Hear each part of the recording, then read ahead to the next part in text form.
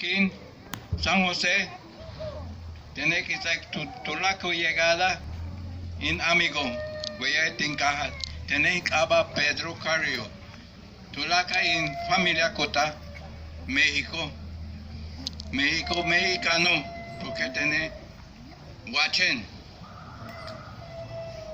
Tiene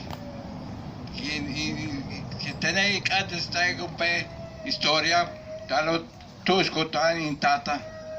En Tata está México, pero le dije, tú sufrí, tú la enfermedad Tusco, porque casi en Tata 5 meses tiene tu costa de caso. No escucho Belice, porque es casi más Belice, British Honduras.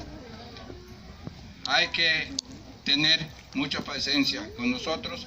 No seamos orgullosos de poner este pantalón blanco, la camisa blanca, mayos, esta chancla blanco, este sombrero, este pañuelo.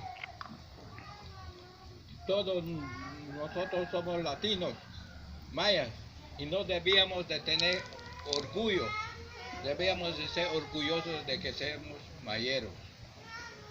Yo soy orgulloso, yo ando en Belice así.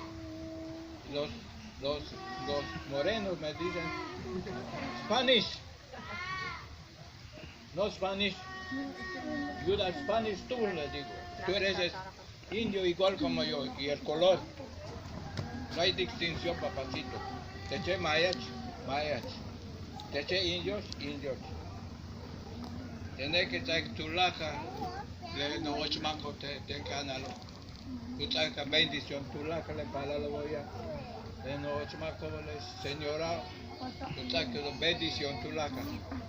Dios botic, my friend.